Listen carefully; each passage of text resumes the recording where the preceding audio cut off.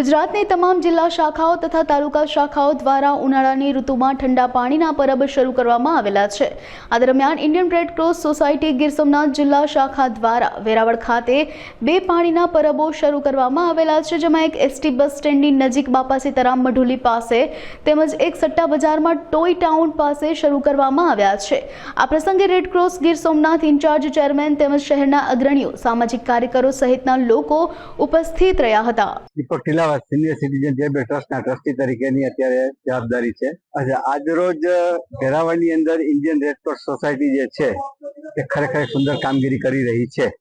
એમાં એક વધારાનું પીછું એને ઉમેર્યું આજે કે અત્યારે સખત ગરમી ને કારણે માણસને પાણીની સતત જરૂરિયાત રહેતી હોય તો રસ્તા ઉપર, રોડ ઉપર કે બજારમાં પાણી ઘડીકમાં મળતું હોતું નથી, પણ ઇન્ડિયન રેડ ક્રોસ સોસાયટીએ વેરાવળ શહેરની અંદર 2 જગ્યાએ પાણીના પરબ ઠંડા જે બનાવ્યા છે એ ખરેખર સરાહનીય કાર્ય કર્યું છે।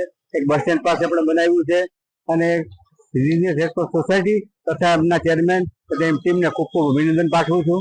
નમસ્તે। આજે જલધારા પ્રોજેક્ટ વેરાવળ ખાતે બસ સ્ટેન્ડ પાસે અને સટ્ટા બજારમાં શરૂ કરવામાં આવેલ છે।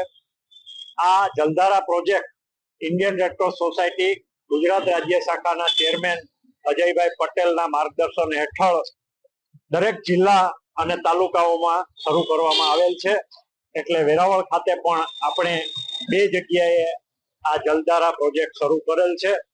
રાહદારીઓ, કામ કરતા લોકો, પસાર થતા લોકો સૌને આ ગરમીમાં રાહત મળે, પાણી મળે, ઠંડુ પાણી મળે અને એ લોકો ક્યાંય હેરાન ન થાય એટલા માટે આ સગવડતા ઊભી કરવામાં આવી છે।